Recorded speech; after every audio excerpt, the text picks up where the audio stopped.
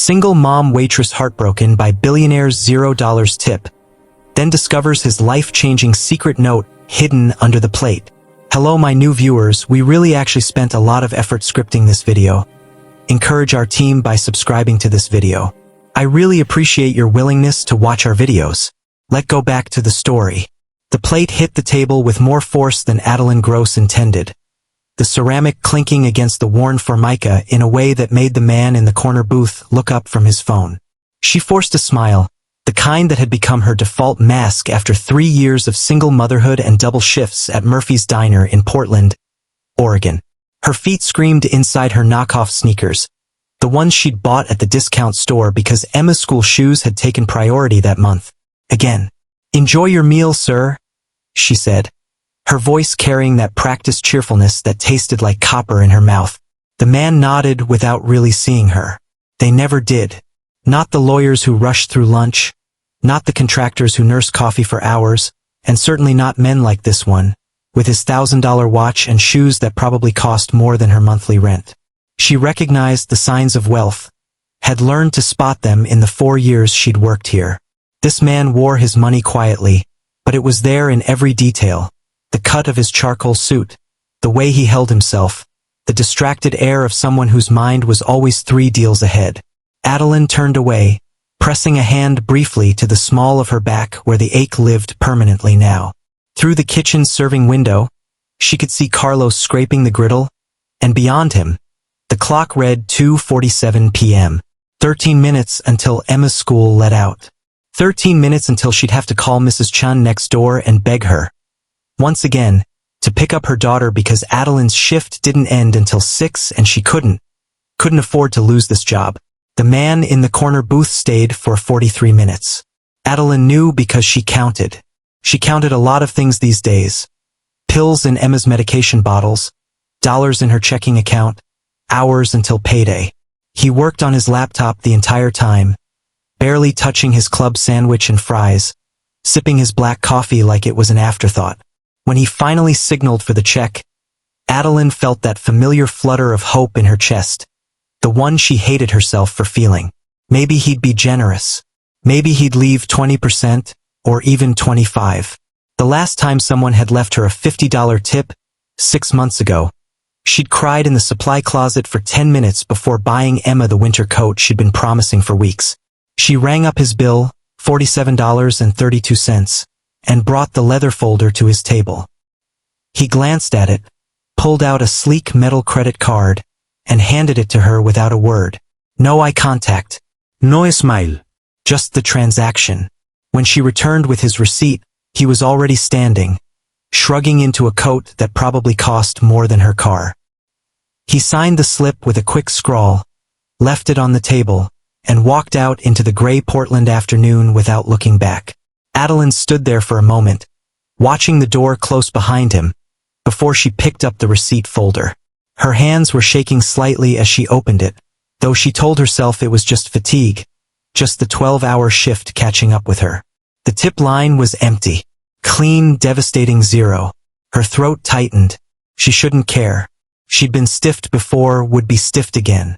It was part of the job, part of the grinding reality of service work in America, where your income depended on the generosity of strangers who often didn't see you as fully human. But something about this particular moment, this particular man with his obvious wealth and his complete indifference, broke something small and vital inside her chest. She cleared the table mechanically, stacking plates, crumpling napkins, wiping down the surface with swift, angry strokes. It was only when she lifted his plate that she saw it. A folded piece of paper, tucked underneath, hidden from view. Her first thought was that it had fallen there accidentally, a receipt or a grocery list. But as she unfolded it with trembling fingers, she saw the handwriting. Careful, deliberate, and addressed to her. "Dear Adeline," it began. She froze, the noise of the diner fading to a distant hum. How did he know her name? Her name tag, she realized dimly. But that didn't explain the weight of what came next. "I know you don't know me, but I knew your husband. I was with him when he died." The plate slipped from her other hand and shattered on the floor, but Adeline didn't hear it. She was already reading the next line, her vision blurring, her breath coming in short, painful gasps. I've been looking for you for 8 years. We need to talk. Please call me. I'm sorry about the tip. I couldn't risk you thinking this was about money. It's about so much more. Below the message was a phone number and a name. Luca Evans. The floor seemed to tilt beneath her feet. Marcus. Her Marcus, who had died 8 years ago in a car accident in Seattle, whose body she'd identified in a cold morgue, whose funeral she'd planned while 6 months pregnant with Emma. Marcus, who had taken all her answers with him into the ground. And this stranger, this billionaire who'd sat in her diner for less than an hour, claimed to have been there, claimed to have seen something, known something, been part of those final moments she'd imagined 10,000 times in the dark. Adeline? You okay? Carlos's voice cut through the fog. She looked up to find him and 2 other servers staring at her, concern etched on their faces. She realized she was crying. The note was crumpled in her fist, and broken ceramic lay scattered around her feet like shrapnel. I'm fine, she whispered. But she wasn't.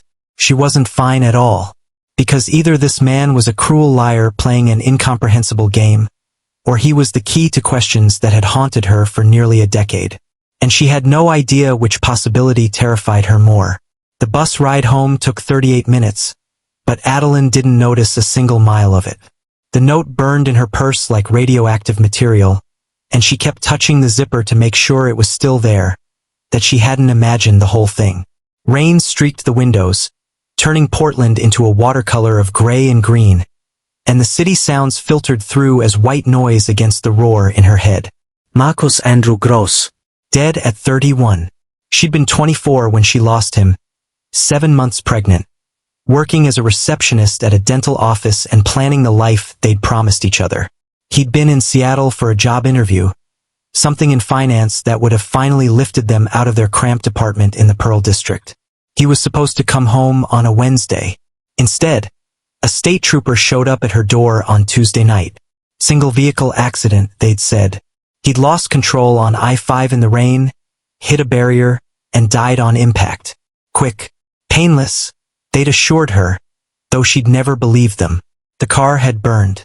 There had been an investigation, routine they said, and then it was over. Marcus was gone, and she was alone with a baby she didn't know how to raise without him. The bus lurched to a stop 3 blocks from her apartment building, a squat complex in southeast Portland that smelled like old carpets and somebody's constant marijuana habit. Adeline climbed off, pulling her thin jacket tighter against the October wind. Mrs. Chen's window glowed warm on the first floor, and she could hear Emma's laughter through the glass. Bright and uncomplicated, the sound that kept Adeline's heart beating. She knocked softly, and Mrs. Chun opened the door, her lined face breaking into a smile. She's been good as gold, the older woman said in her accented English. Did homework, ate snack, played quiet. Thank you so much, Mrs. Chun. I don't know what I'd do without you. Adeline pressed 2 $20 bills into her neighbor's hand, ignoring the woman's protests. Mrs. Chun watched Emma more often than Adeline could ever properly repay. But she tried. Emma bounded over, her dark curls bouncing, Marcus's eyes staring out from her 7-year-old face. Mommy, I got an A on my spelling test.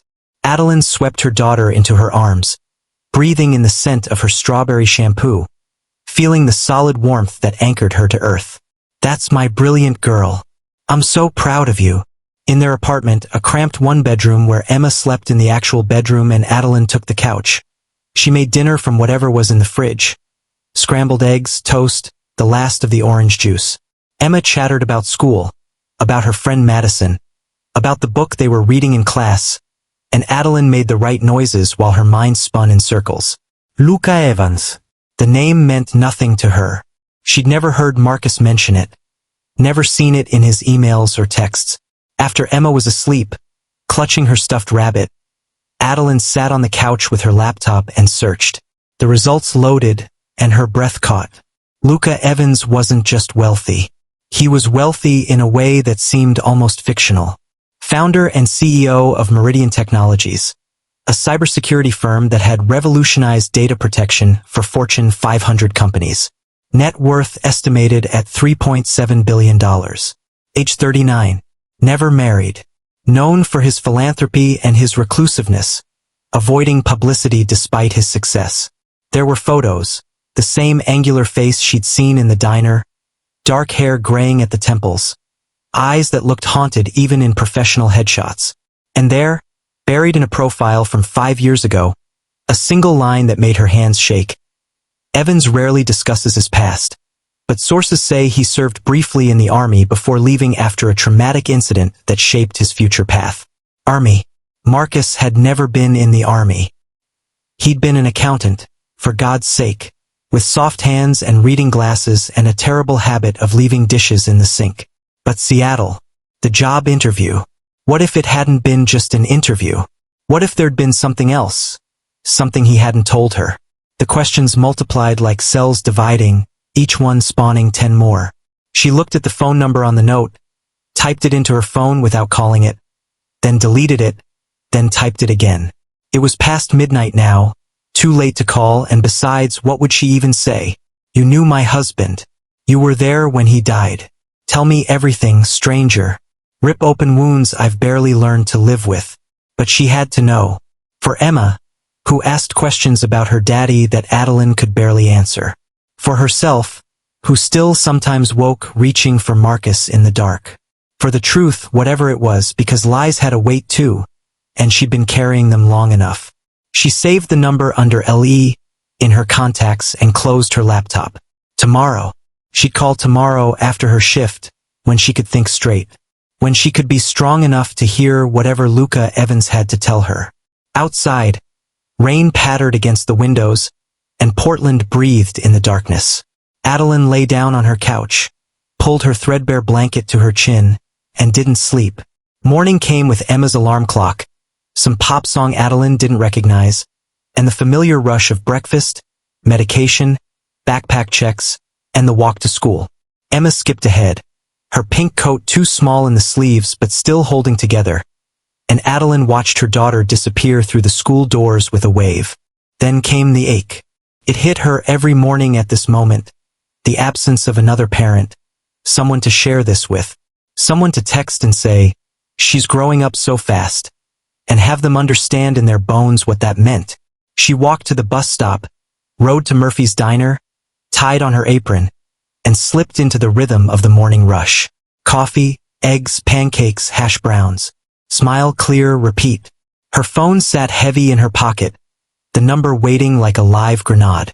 By 11, the rush had died down, and she found herself in the supply closet, staring at her phone screen. Her thumb hovered over the call button for what felt like hours but was probably seconds. Then she pressed it. It rang twice before a man's voice answered. This is Luca. Adeline's throat closed. She forced words out. This is Adeline Gross. You left me a note. Silence on the other end, but she could hear breathing, careful and measured. Thank you for calling, he said finally. His voice was deeper than she'd expected. Rougher. I wasn't sure you would. You said you knew my husband. You said you were there when he died. The words came out harder than she intended. How? Why? What the hell is going on? Not over the phone. His response was immediate. Please. I know this is strange. I know you have no reason to trust me. But this conversation needs to happen in person. There's too much, and you deserve to hear all of it. I deserve answers right now. Her hand shook. You can't just drop that on someone and expect them to wait. You're right. You're absolutely right. He paused. But Adeline, what I need to tell you involves national security, sealed records, and information that could put you in danger if it's discussed on an unsecured line. I'm not trying to be dramatic. I'm trying to protect you and your daughter. The mention of Emma sent ice through her veins. How do you know I have a daughter? Because Marcus told me about her. About you being pregnant. It was one of the last things he said. His voice cracked slightly. Please, meet me. Somewhere public if it makes you feel safer. Name the place. She should hang up. This was insane. But the desperation in his voice, the weight of 8 years of questions, the possibility that Emma could finally know something real about the father she'd never met. It was too much to ignore. Tomorrow, 2 p.m. Waterfront Park, by the Salmon Street fountains. Public, crowded, safe. I'll be there. And Adeline, thank you. You're giving me a chance I don't deserve. She hung up before he could say more and leaned against the metal shelving, her heart hammering. What had she just done? The rest of her shift passed in a blur. She burned herself on the coffee pot, forgot orders, and Carlos asked her twice if she needed to go home. She didn't. Home meant sitting alone with her thoughts, and she couldn't face that yet. That night, after Emma was asleep, Adeline pulled out the shoebox she kept in her closet. Photos of Marcus, their wedding album, the few belongings the police had returned to her. His wallet singed at the edges, his wedding ring warped from heat, a keychain she'd given him, and underneath it all, the police report she'd never fully read. She opened it now, forcing herself through the clinical language. Single vehicle accident, excessive speed, loss of control, no evidence of mechanical failure, toxicology clean. But there, on page 3, a detail she'd overlooked, vehicle registration traced to Enterprise Rental, Seattle location. Rented under name Marcus Gross, October 14, 2017, for business purposes. Rented. He'd rented a car. But he'd driven their Honda to Seattle, she was sure of it. She remembered waving goodbye.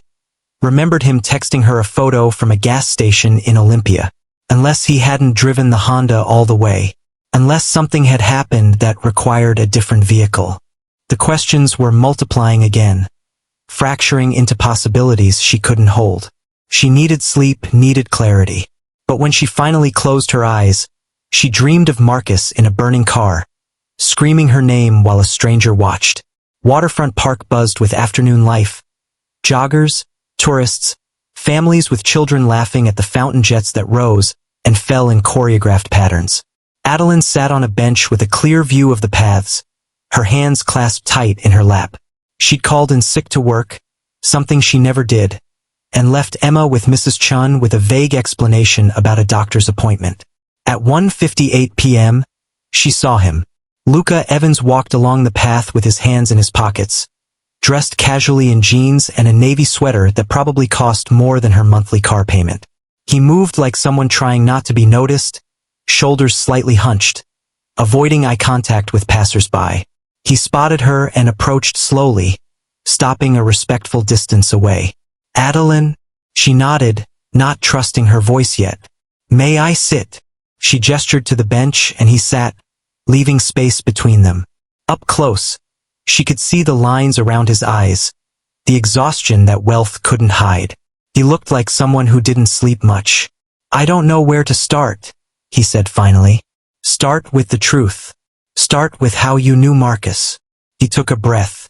I was Army intelligence, stationed at Joint Base Lewis McChord near Tacoma. October 2017.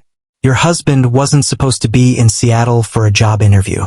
He was there because he'd stumbled onto something, and he'd contacted the FBI about it. Adeline's world tilted. What? Marcus? No. He was an accountant. He worked for a small firm in Portland. He was auditing a client, a tech company called Helix Innovations, and he found discrepancies in their books that led him to discover they were selling proprietary American technology to foreign nationals. Specifically, encryption algorithms that could compromise military communications. Luca's voice was steady but tight. He didn't know what he'd found at first, but he was thorough and he kept digging. When he realized what it was, he contacted the FBI. They brought in Army intelligence because of the military implications. That's where I came in. She stared at him, her mind refusing to process. You're lying. Marcus would have told me. He was ordered not to. For your protection and his. The people at Helix were dangerous, Adeline.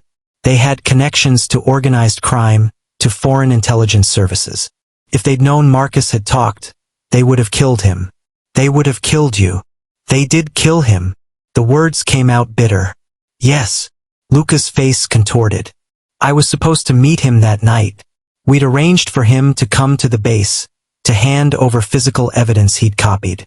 But he never made it. Someone got to him first. His car, the rental, was tampered with.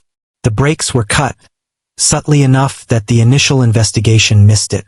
By the time we confirmed it, the case had been classified, sealed. The official story became an accident because the real story would have compromised an ongoing investigation. Adeline couldn't breathe. The fountain behind them shot water into the air, children squealing, and she was learning that her husband had been murdered, that his death hadn't been random, that she'd spent 8 years grieving an accident that was actually an assassination. Why didn't anyone tell me? Her voice broke. Why did you let me think? It wasn't my call. I was a captain. I pushed back, fought to tell you, but I was overruled. National security trumped your right to know. And then I was ordered to drop it, to move on. I left the army 6 months later. Started Meridian. Made enough money that I could finally do what I should have done from the beginning. Which is what? Find you, tell you, and make sure you and Emma were taken care of. She stood abruptly, anger flooding through her. Taken care of? Like charity? Like hush money? He stood too, his hands raised. No. Like fulfilling a promise I made to your husband. In those last minutes before he went to meet his death, he talked about you, about the baby. He made me swear that if anything happened to him, I'd make sure you were okay. I've been looking for you for years.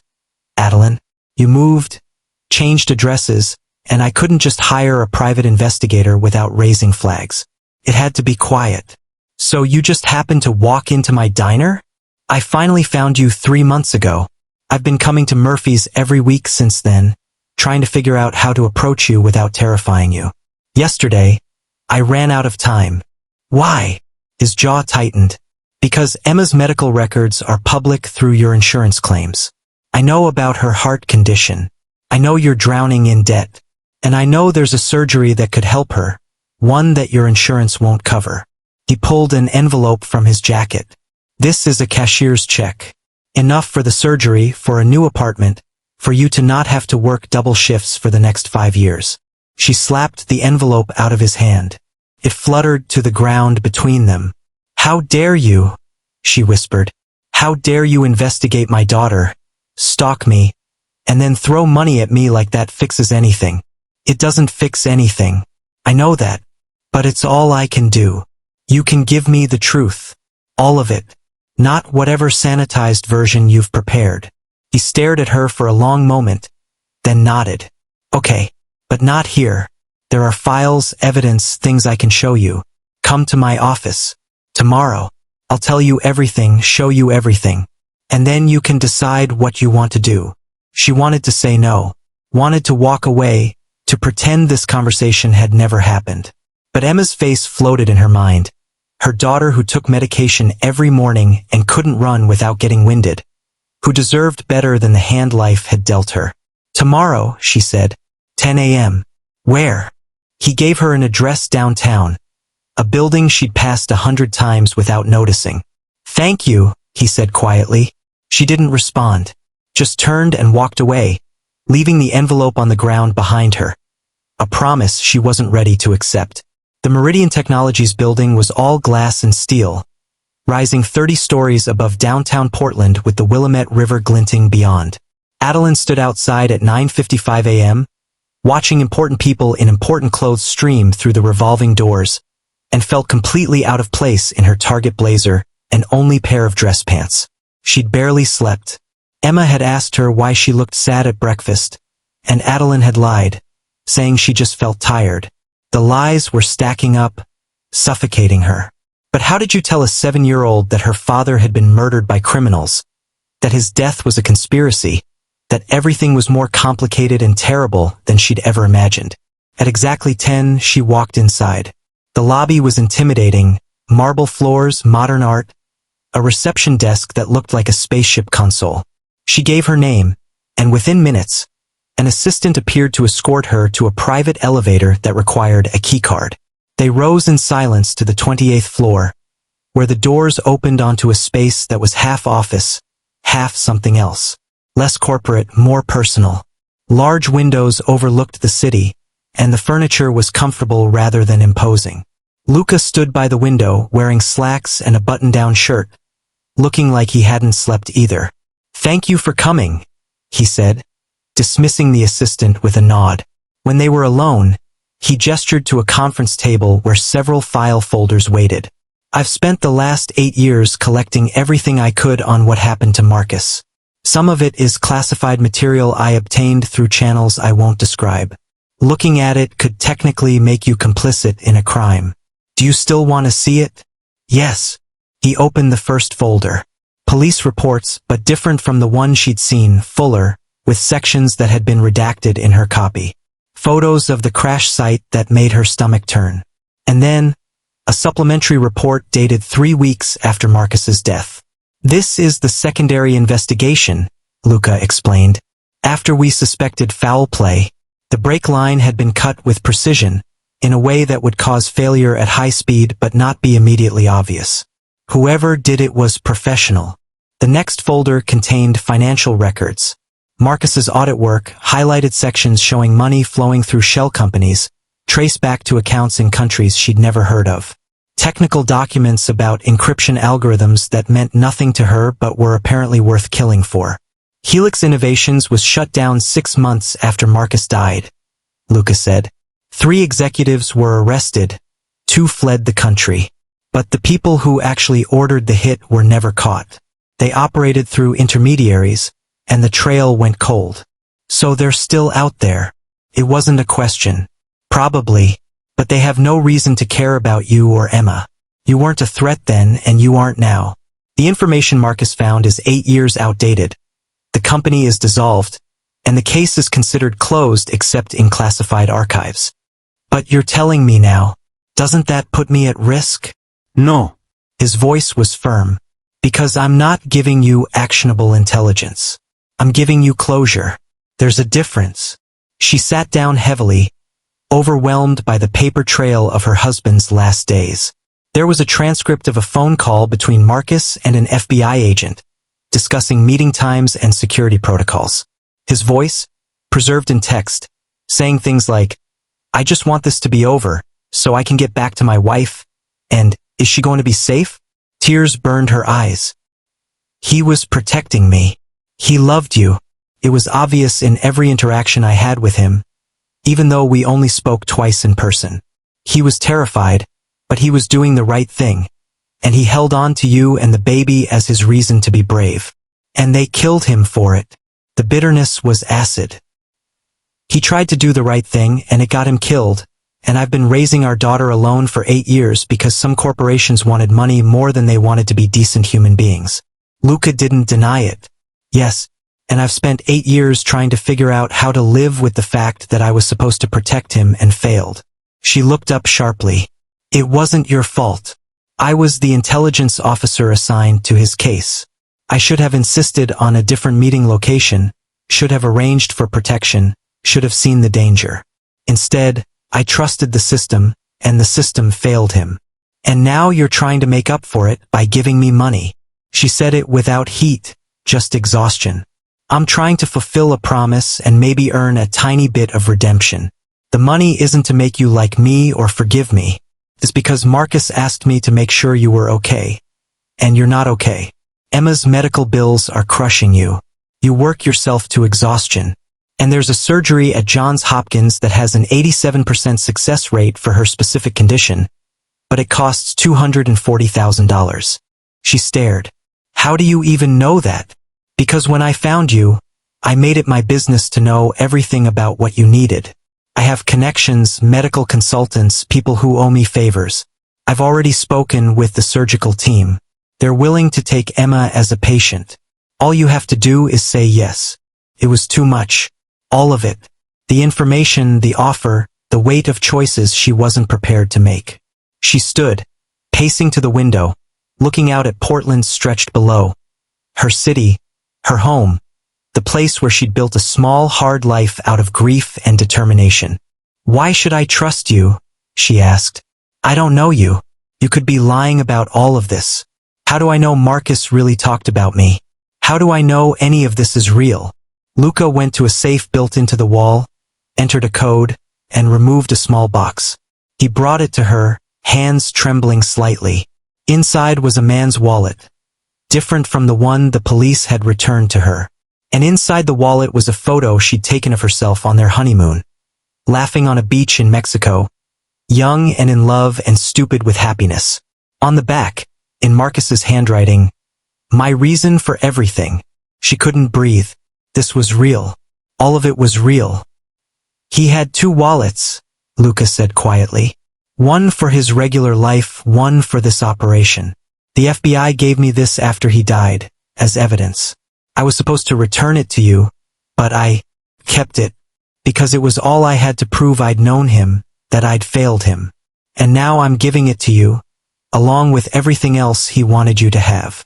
Adeline held the photo to her chest and finally let herself break.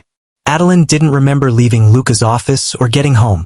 She found herself on her couch with the photo of her younger self clutched in her hand and no memory of the journey. The apartment was quiet. Emma at school. The world continuing while Adeline's had fractured and reformed into something unrecognizable. She looked around at her life. The couch with the broken spring in the middle. The TV she'd bought secondhand 3 years ago. Emma's drawings taped to the refrigerator. The medication bottles lined up like soldiers on the counter. The eviction notice she'd managed to delay for another month by promising the landlord she'd catch up on rent. This was her reality. Not the conspiracy, not the murdered husband or the billionaire with his guilt money.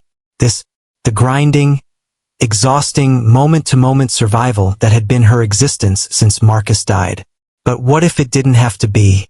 She picked up her phone, scrolled through her contacts until she found her sister Melissa in Eugene.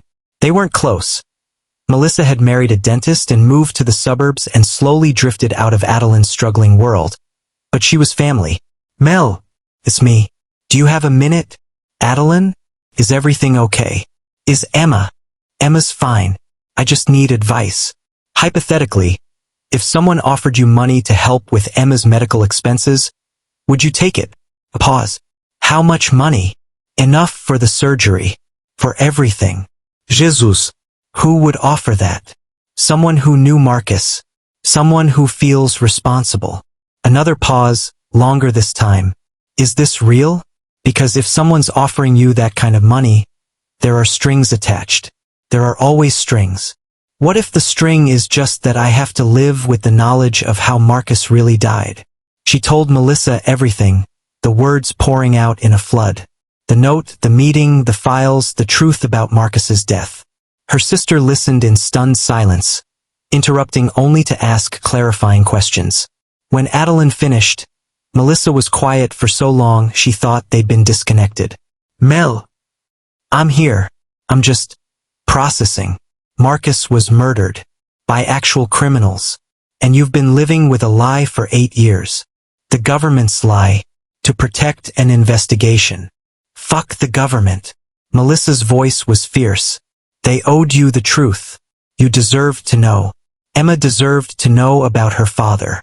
But now I do know. And this man, Luca, he's offering to help. Should I let him? Is the offer legitimate? No strings, no expectations." He says not. He says it's about a promise he made to Marcus. Then yes. Melissa didn't hesitate. Absolutely yes. Take the money. Get Emma the surgery. Accept help for once in your stubborn life. But it feels like taking advantage. Of what? A billionaire's guilt? He'll be fine, Adeline. He has $3.7 billion. He can afford to ease his conscience by saving a little girl's life. That's not taking advantage. That's accepting what should have been yours all along. If Marcus had lived, he would have made sure you had what you needed. Let someone honor that. The words hit her like absolution. She'd been so focused on pride, on not being charity, that she'd forgotten what really mattered, Emma. Her daughter who deserved every chance at a full, healthy life. "Okay," she whispered. "Okay." She called Luca that evening, after Emma was asleep. He answered on the first ring like he'd been waiting. "I'll accept your help," she said without preamble. "For Emma, not for me. That's all I'm asking." Relief flooded his voice. "I'll arrange everything with Johns Hopkins. They can schedule the surgery within 2 weeks if you're ready." 2 weeks. Her heart stuttered. That fast? Emma's condition is progressive. The sooner, the better. I've already had her records reviewed by the surgical team. They're confident. He paused. Adeline, you won't regret this. I already do, she admitted. But not for the reasons you think. I regret that I have to accept help. I regret that I can't do this myself. I regret that Marcus isn't here to see his daughter get better. He would be proud of you for surviving, for raising Emma alone, for being strong enough to accept help when it matters. After they hung up, Adeline sat in the darkness of her living room, listening to Emma's soft breathing from the bedroom. Tomorrow she would tell her daughter about the surgery, about the chance to run and play without her chest hurting. Tomorrow she would start packing for Baltimore. Tomorrow her life would change in ways she couldn't yet comprehend. But tonight, she allowed herself to grieve again. For Marcus, for the years of struggle, for the innocence she'd lost when she learned her husband's death was murder. And somewhere in that grief, she found something unexpected. Gratitude. Not for the money or the surgery, but for the truth. Finally, after 8 years, she knew what had really happened. And that knowledge, painful as it was, felt like coming home to a part of herself she'd lost. She pulled out the photo from Marcus's wallet and whispered to his image. I'm going to make sure Emma knows who you really were. Not just a good man, but a brave one. A hero. The apartment settled around her.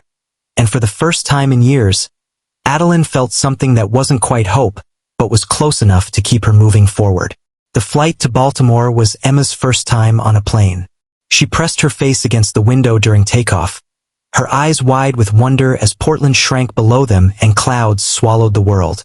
Adeline held her hand, feeling the small fingers squeeze tight, and tried not to think about what would happen when they landed. Luca had arranged everything with an efficiency that bordered on overwhelming. First-class tickets, a car service from the airport, a suite at a hotel near Johns Hopkins Hospital with 2 bedrooms and a view of the harbor. When Adeline had protested the extravagance, he'd simply said, Emma deserves to be comfortable. So do you. The hospital itself was a massive complex of buildings, intimidating in its scale and reputation. Dr. Patricia Alvarez, the pediatric cardiac surgeon, met them on their first day for pre-surgical consultations. She was 50-ish, with kind eyes and steady hands, and she spoke to Emma directly, not over her head like so many doctors did. Your heart has a small defect, she explained, showing Emma a diagram. It's like a door that doesn't close all the way. We're going to fix that door so your heart can work the way it should. You'll be able to run and play and do everything other kids do. Emma looked at her mother. Will it hurt? You'll be asleep during the surgery, Dr. Alvarez said gently. And afterward, yes, there will be some pain. But we have medicine to help, and your mom will be right there with you. Promise. Emma's voice was small. Adeline pulled her daughter close. Promise. I'm not going anywhere. The surgery was scheduled for Friday morning. They had 3 days to prepare, 3 days that felt simultaneously too long and too short. Adeline tried to keep things normal. They visited the National Aquarium, walked around the inner harbor, ate crab cakes that Emma declared weird but good. But underneath everything was the weight of what was coming. The knowledge that her daughter would be opened up on an operating table, her heart literally in a surgeon's hands. On Thursday evening, Luca called. How are you holding up? I'm terrified, Adeline admitted. She was sitting on the hotel balcony while Emma watched a movie inside. The harbor stretched out before her, lights reflecting on dark water. What if something goes wrong? What if this is a mistake? Dr. Alvarez is one of the best in the world. Emma is in the best possible hands. I know. Logically, I know. But she's my whole world, Luca. If I lose her, you won't. His voice was firm. You won't lose her, and you're not alone in this. I'm flying in tomorrow morning. I'll be at the hospital. She hadn't expected that. You don't have to. I want to. Marcus would have been there. Since he can't be, I will. Tears stung her eyes. Thank you, she whispered. That night, she lay in bed with Emma curled against her, feeling the steady rhythm of her daughter's imperfect heart beating against her ribs. She memorized the moment, the weight of Emma's body, the sound of her breathing, the smell of her hair. Tomorrow would change everything. Tomorrow they would step into the unknown and trust that skilled hands and modern medicine would bring them through to the other side. Mommy? Emma's voice was sleepy. Is Daddy watching us from heaven? The question caught her off guard. Yes, baby. I think he is. Then he knows about my surgery? He knows. And he's so proud of you for being brave. I'm not brave. I'm scared. Being scared and doing it anyway, that's what brave means. Adeline kissed her daughter's forehead. And I'm right here. We're going to get through this together. Emma fell asleep in her arms, and Adeline stayed awake until dawn, holding on to every precious moment before the world changed again. The pre-op room was too bright, too white, too full of medical equipment that beeped and hummed with mechanical indifference. Emma sat on the hospital bed in a gown that swallowed her small frame, clutching her stuffed rabbit. She'd been brave all morning, answering the nurses' questions, letting them check her vital signs, but now her composure was cracking. I don't want to, she whispered as a nurse prepared to insert the four. Mommy, I changed my mind. Adeline climbed onto the bed, pulling Emma into her lap. I know you're scared. I'm scared too. But remember what Dr. Alvarez said? After this, you'll be able to run without getting tired. You'll be able to play soccer like Madison. You'll be able to do everything you've always wanted to do. But what if I don't wake up? The question gutted her. Adeline forced her voice to stay steady. You will wake up, and I will be the first person you see. I promise. The anesthesiologist entered, a gentle older man named Dr. Kim who spoke to Emma like she was the most important person in the world. I'm going to give you some medicine that will make you sleepy, he explained. You'll have nice dreams, and when you wake up, this will all be over. What do you like to dream about? Unicorns, Emma said quietly. Then I want you to think about unicorns as you fall asleep. Rainbow unicorns flying through clouds. Can you do that? Emma nodded, clutching her mother tighter as the medicine entered her fore. Adeline felt her daughter's body relax, watched her eyes grow heavy, heard her breathing slow and deepen. Within moments, Emma was unconscious, her face peaceful in sleep. She's ready, Dr. Kim said gently. We'll take good care of her. They made Adeline leave then, wheeling Emma through double doors that swung shut with a finality that echoed in her chest. She stood in the hallway, suddenly alone, feeling like she'd just lost a limb. A hand touched her shoulder, and she turned to find Lucas standing there, holding 2 cups of coffee. She's strong, he said, just like her mother. They walked to the surgical waiting room, a space filled with other families in various stages of anxiety. Some sat in silence, others talked in low voices. A few children played with puzzles in the corner. Adeline couldn't sit. She paced, wearing a path in the industrial carpet, checking her phone every 30 seconds even though she knew they wouldn't call for hours. Lucas stayed with her, not trying to fill the silence with platitudes, just present. After an hour, he spoke. Tell me about Emma. What's she like when she's not scared? Adeline smiled despite everything. She's funny, sharp. She notices things other kids miss. Last week she asked me why the moon followed us in the car, and when I tried to explain it, she said, "That doesn't make sense, Mommy. The moon can't drive." She's obsessed with unicorns and thinks broccoli is a vegetable conspiracy. She wants to be a veterinarian when she grows up because she loves animals more than people. She sounds like Marcus. He was observant too. Noticed details that everyone else overlooked. That's what made him good at his job. Both the accounting and the investigation. Tell me more about him, about those last days. I need to know what he was thinking, what he said. So Luca told her.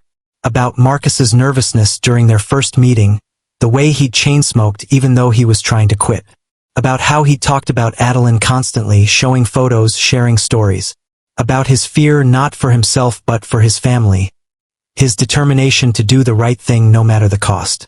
About the last phone call, Marcus's voice steady as he confirmed the meeting time, saying, "After this, I can go home to my girls." He never made it home, Adeline said, tears streaming down her face. No. But he died trying to protect you and Emma. That has to mean something. 3 hours passed. 4, 5. Adeline's phone buzzed once with an update, surgery progressing normally, and then silence again. She prayed to a god she wasn't sure she believed in anymore. She bargained with the universe. She would do anything, be anything, sacrifice anything if Emma could just be okay. At hour 6, Dr. Alvarez emerged through the double doors, still in her surgical scrubs, pulling off her cap. Adeline's heart stopped. The surgeon smiled. She did beautifully. The repair was successful. Emma's in recovery now, and you can see her in about 20 minutes. Adeline's knees gave out. Luca caught her, held her upright as she sobbed with relief. "Thank you," she gasped to Dr. Alvarez. Thank you. She's a fighter, just like her mom." Dr. Alvarez squeezed Adeline's hand. "The hard part is over. Now we focus on recovery." When they finally let Adeline into the recovery room, Emma was small and pale against the white sheets, tubes and monitors connected to her body, but breathing steadily. Adeline took her daughter's hand, felt the warmth of living flesh, and let herself believe that they'd made it through. "I'm here, baby," she whispered. "Mommy's here." Emma's eyes fluttered open, unfocused from the anesthesia. "Unicorns," she murmured. "Yes, baby. Unicorns." And for the first time in 8 years, Adeline felt something she thought she'd lost forever. The beginning of hope that life might actually get better. Emma's recovery took 3 weeks in Baltimore. The first few days were the hardest: pain, nausea, the small body's struggle to heal from major surgery. But gradually she improved. Color returned to her cheeks. Her breathing steadied. By day 5, she was sitting up and complaining about the hospital food, which Dr. Alvarez declared a positive sign. Luca visited every day, bringing books and puzzles, and once Emma was feeling better, terrible jokes that made her groan but also smile. Adeline watched the relationship develop with something she couldn't quite name. It wasn't romantic, wasn't familial, but it was real. Luca treated Emma with a gentleness that spoke of his own losses, his own regrets. On day 10, while Emma napped, Adeline and Luca sat in the hospital cafeteria nursing terrible coffee. "I've been thinking," she said slowly, "about what happens next. When we go back to Portland. Whatever you need. I need to not go back to Murphy's Diner. I need to not live in that apartment where the heat barely works and Emma sleeps in the only bedroom while I take the couch. I need—" She stopped, frustrated. "I need to not be drowning anymore." Luca set down his coffee. "I've been thinking about that too, and I have a proposition. Not a handout," he added quickly as she opened her mouth to protest. "A job. Meridian needs a director of community outreach. Someone to manage our charitable programs, handle scholarship applications, coordinate with nonprofits. The salary is $120,000 a year, plus benefits and housing assistance if needed." She stared at him. "You're making up a job for me. I'm offering you a job you're qualified for. You've been managing impossible logistics on no budget for years. You understand what people need because you've lived it. You're organized, empathetic, and determined. Those are exactly the skills the position requires. I don't have a college degree. You have something better: real-world experience. And if you want to finish your degree, Meridian offers tuition reimbursement." He leaned forward. "Adeline, I'm not trying to buy your forgiveness or your gratitude. I'm trying to give you what Marcus would have wanted. A chance to build a real life for you and Emma. Let me do that." She wanted to say no. Pride demanded it.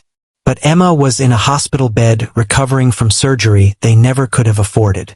Emma deserved stability, deserved a mother who wasn't exhausted and terrified 24 hours a day. "Okay," she whispered. "Yes, thank you."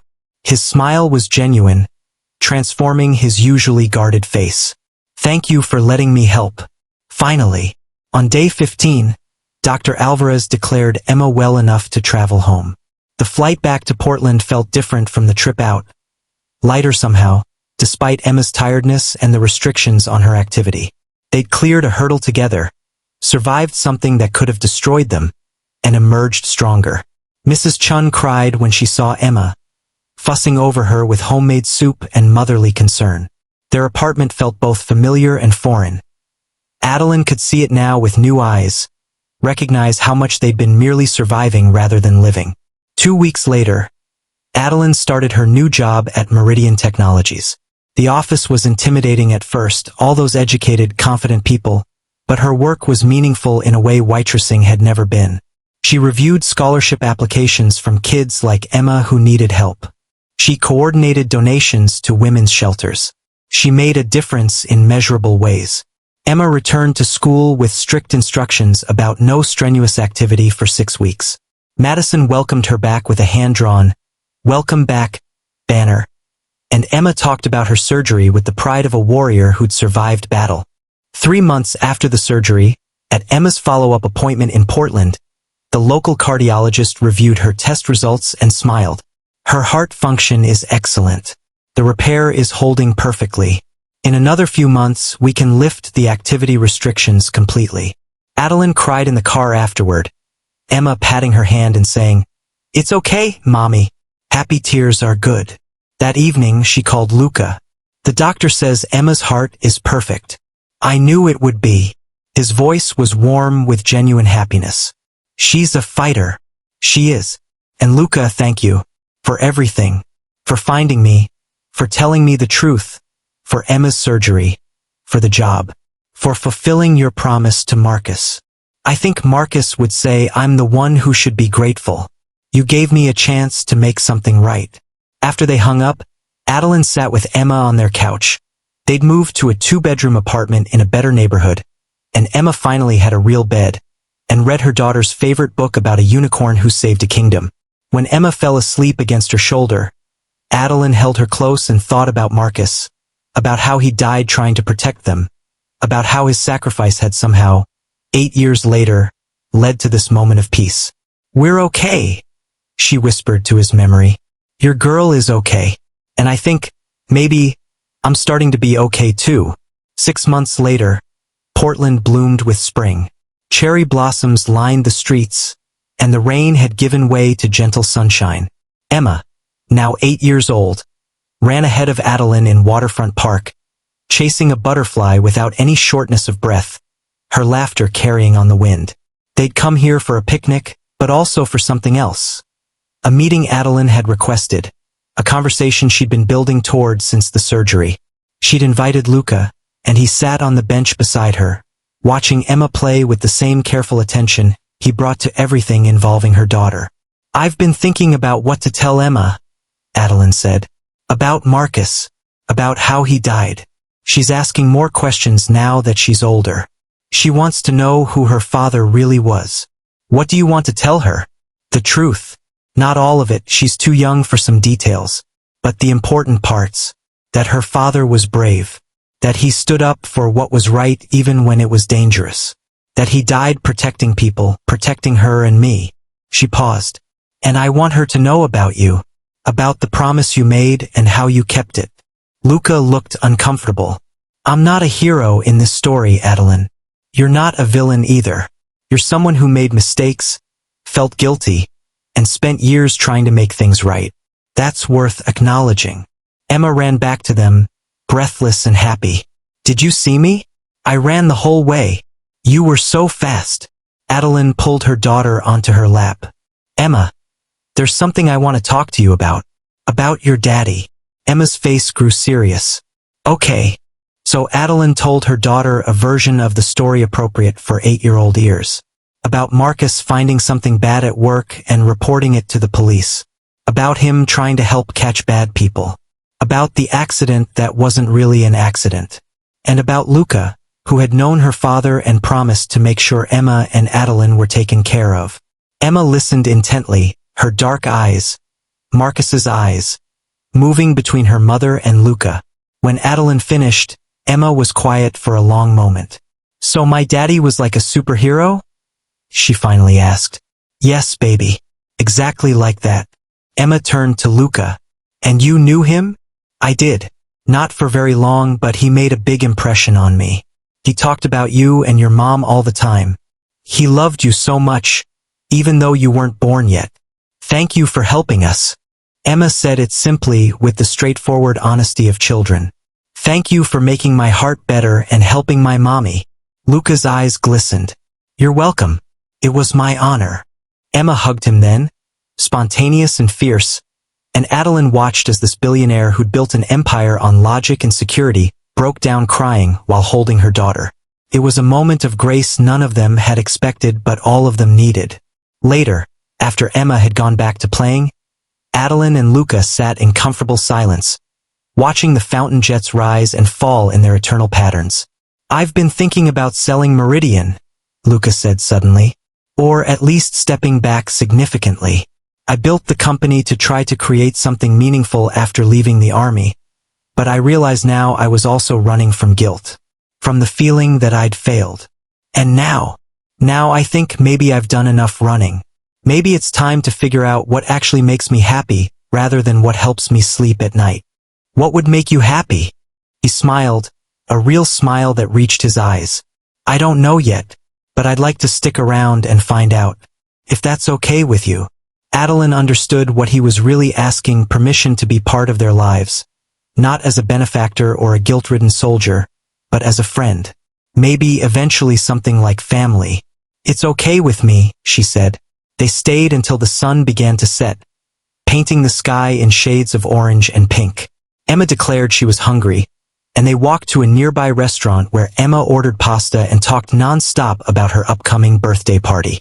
Adeline watched her daughter, healthy, happy, whole, and felt gratitude so overwhelming it was almost painful. That night, after Emma was asleep in her own room in their safe apartment, Adeline pulled out the photo from Marcus's wallet. She studied her younger face, so full of hope and innocence, and felt compassion for that woman who'd had no idea what was coming. "We made it," she whispered to the photo. "Your daughter is thriving, and I'm finally living instead of just surviving. I hope wherever you are, you can see us and know that your sacrifice wasn't for nothing.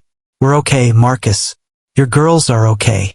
She tucked the photo back into the wallet and placed it in a memory box she was building for Emma. Pieces of Marcus she could have as she grew older. Then she made herself a cup of tea, sat by the window overlooking a neighborhood where they actually belonged, and let herself imagine a future that held more than just survival. Because that was what Marcus had died for, what Luca had spent 8 years trying to provide, what she'd fought so hard to build. A future. Not a perfect one. Not without scars or questions or complicated relationships. But a future where Emma could grow up healthy and loved, where Adeline could work a job she found meaningful, where they could both honor the past without being destroyed by it. The next morning, Adeline dropped Emma at school and drove to the Meridian Technologies building. She had scholarship applications to review, a fundraiser to coordinate, a team meeting about their next community initiative. It was work that mattered, work that would have made Marcus proud. In her office, she found a note on her desk in Luca's handwriting. "Thank you for yesterday.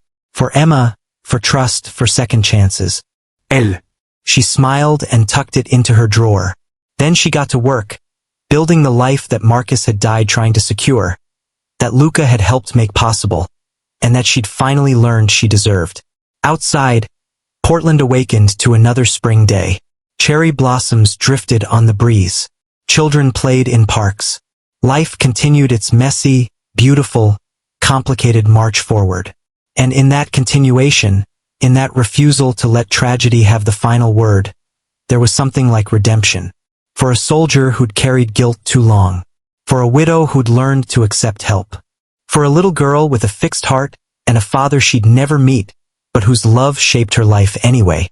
The story didn't end with the note left under a plate at Murphy's Diner. It began there, with a billionaire's promise and a single mother's courage, and it would continue forward into whatever future they built together. Not perfect, but real and hard won, and worth every struggle it took to get there.